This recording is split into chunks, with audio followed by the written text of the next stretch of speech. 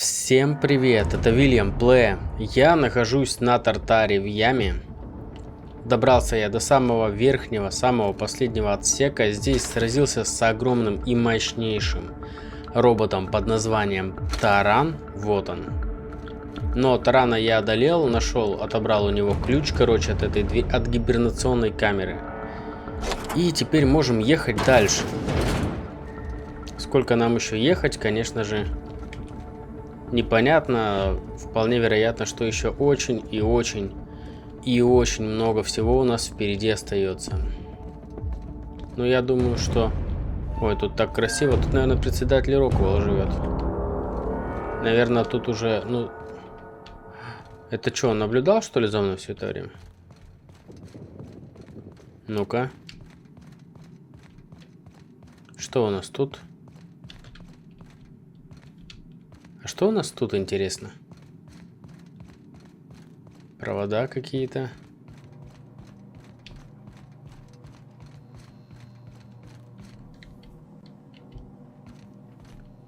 Чтобы это... Господи, викарий меня напугал. Это типа мы могли, наверное, тарана обойти и прямо здесь пройти, да? Если бы у нас был там сверхвысокий навык взлома. Но я полагаю, что так. Ладно, идем наверх, не будем уже тянуть.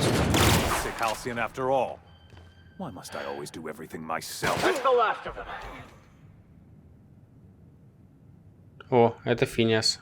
А где Роквелл спрятался? А, все? Все? Все, кто-то из моих друзей его пристрелил и все? Серьезно? Я думал, будет эпичное сражение, но вряд ли он, конечно, мощнее, чем таран. Ключ председателя. Еще одна камера. Чего они так любят камеры? Запечатана еще одна дверь. Использовать.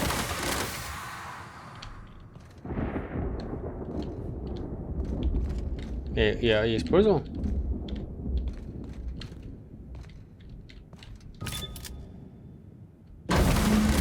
А, вот, теперь использовал. You don't know how glad I am to see you. You lunatic. You broke into the board's own fortress and killed the chairman just to rescue one doddering old man. You are absolutely out of your mind, and I can't begin to thank you enough.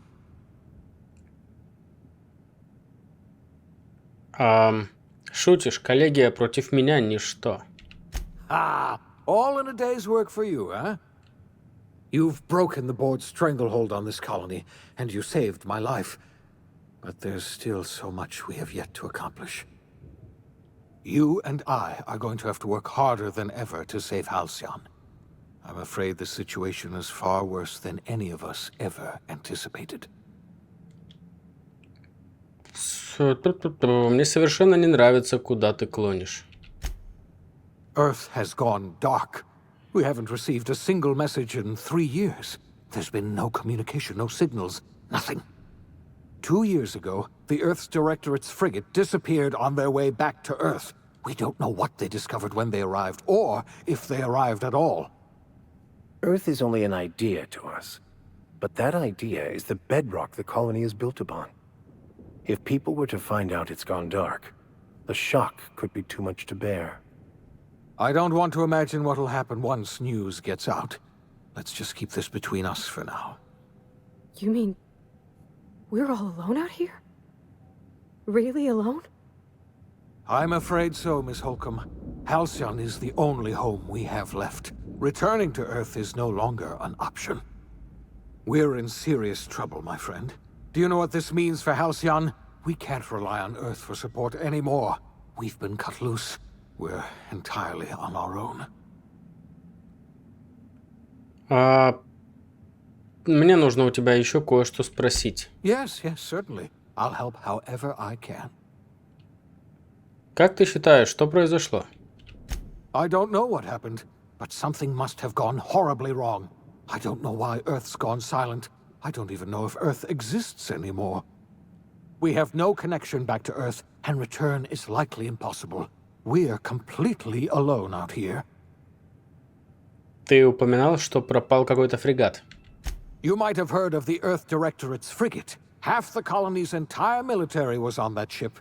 They were returning to Earth when they vanished without a trace. That was 2 years ago. We haven't heard a word from them since. Whatever happened to Earth likely happened to them. Меня кое-что беспокоит. Я знаю про других колонистов, Финиас. I wasn't trying to hide the truth from you, but after all you've done, I owe you an explanation. Yes, I experimented on the Hope's colonists. Each of my experiments ended in catastrophic failure. Each of my subjects died in agony. You are my first and only success. I didn't tell you about the others because I didn't want to burden you. My failures are my own to bear, not yours. Что ж, лучше поздно, чем никогда. I'm not asking you to forgive me. Law knows I won't forgive myself. But I'm going to try to set things right. My apologies. I need to get a hold of myself. We've far more pressing issues to worry about right now. If you have any more questions, ask me. I'll answer as best I can. У меня больше нет вопросов, пора заняться делами. Yes, we do. You've done a marvelous thing. You've succeeded where anyone else would have failed, including me. We must begin the revival process immediately, starting with the Hope's brightest minds, and then we're going to fix this damn colony, one problem at a time. We're going to need a leader, and I can't imagine a better person for the job than you. What do you say, old friend? Will you help us? Можешь на меня рассчитывать. Я помогу тебе оживить остальных колонистов. I can't tell you how glad I am to hear that. When I revived you, I thought we were going to save this colony all by ourselves. But I was wrong. We can't save Halcyon on our own. We're all going to have to pull together, somehow. We are not a colony anymore.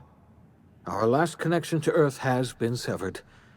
I don't know if we'll survive, but we're going to have to try our best. Так. The OSI teaches that everything in the universe happens according to the grand plan. But the stranger that arrived in Halcyon was an unplanned variable.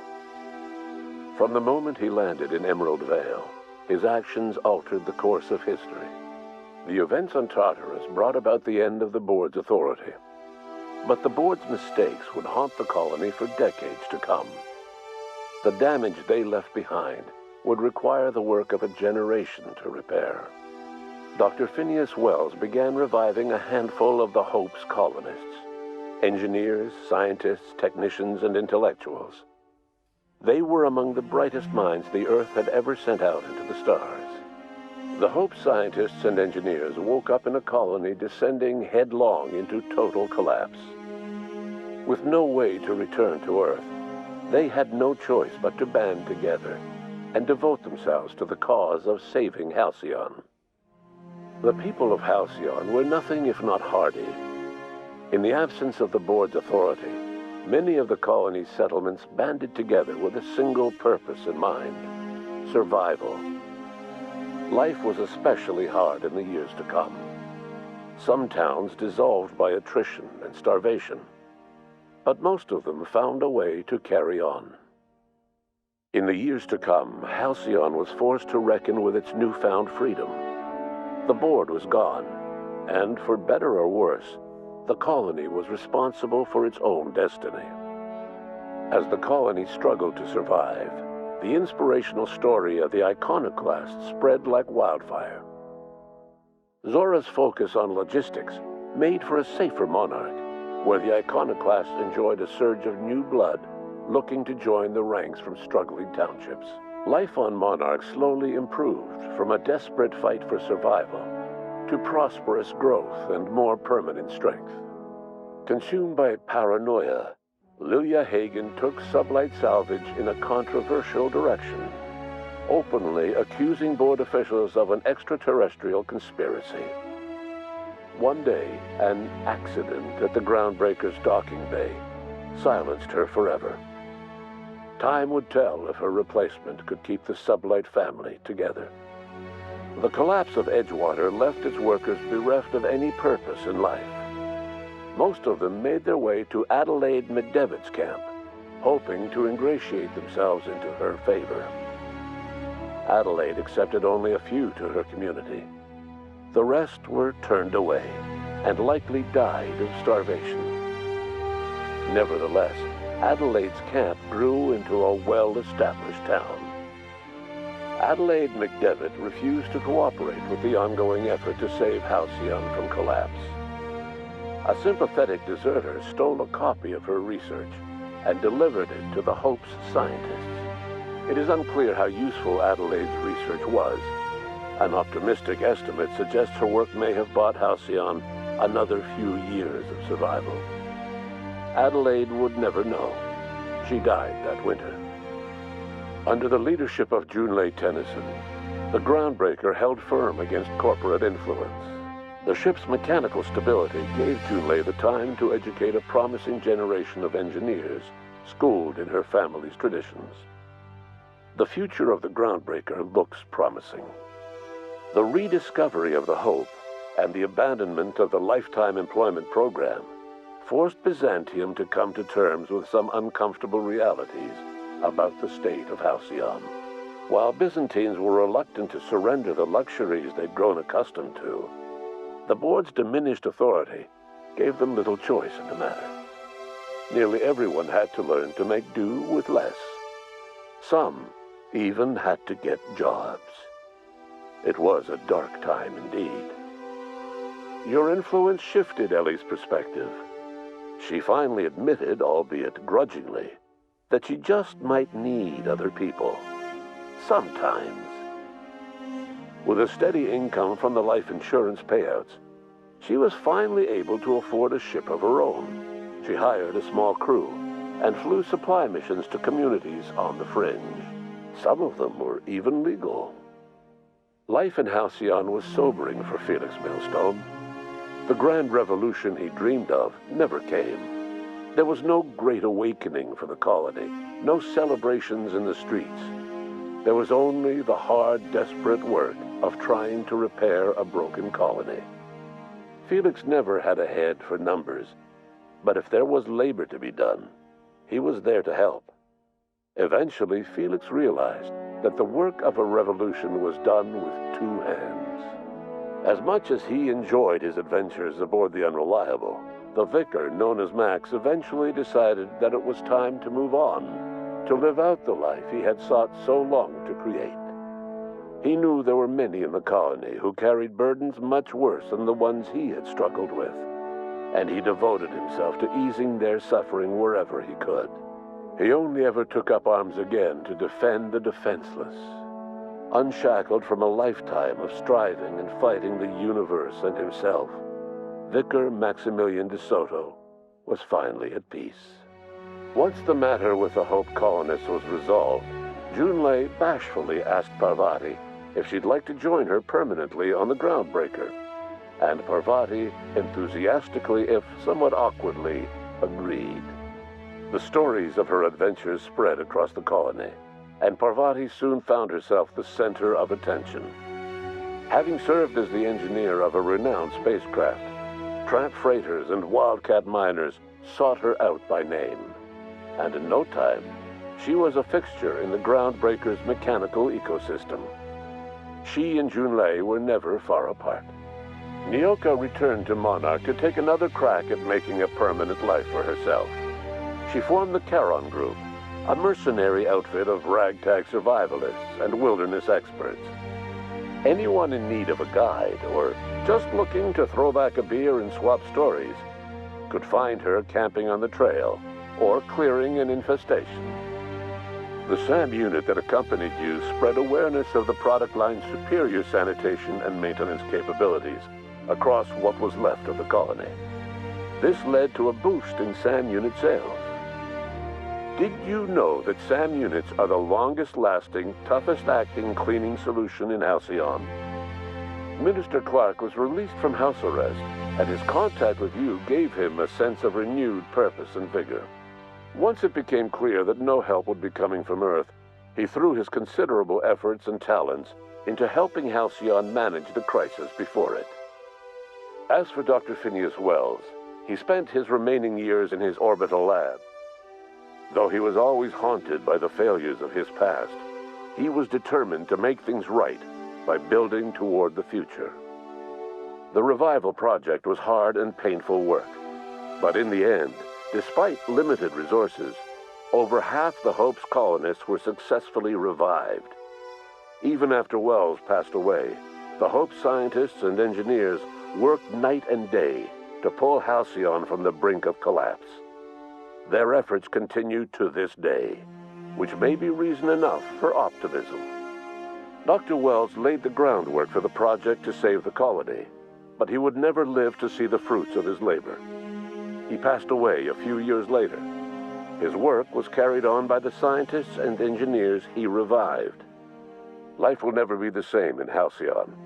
It is widely agreed that the colony has a chance of stabilizing within a generation, owing to the hard work and determination of the surviving colonists.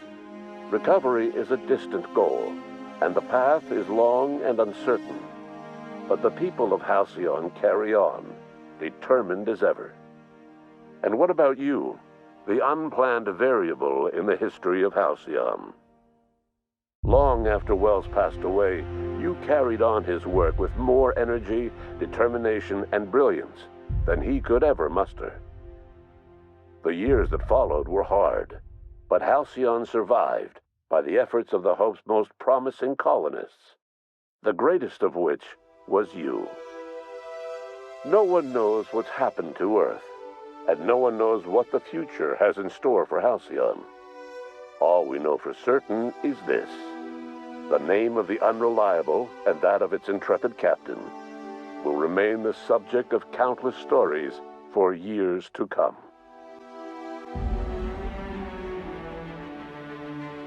Ну что сказать, я не ожидал, что все закончится так быстро, что нужно будет просто подняться и встретить Финиаса Уэллса, поэтому эта серия могла бы быть самой короткой, если бы ее не удлинила длинная и потрясающая концовка.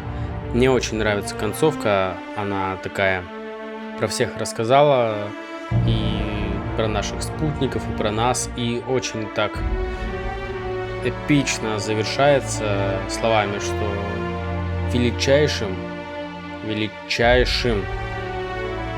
колонистом с надеждой были мы, и это очень классно. Что ж, сейчас на экране идут титры, я их, пожалуй, так и оставлю, как конец замечательного приключения, но на самом деле это не конец. Я все-таки хочу разобраться и пройти дополнение к этой игре. Но, судя по всему, они то ли не скачались, то ли не в нужный момент не запустились, потому что, как я понял, они должны были в определенный сюжетный момент запуститься автоматически. Я попробую с этим разобраться. Но это будет несколько позже, а основное приключение у нас закончено.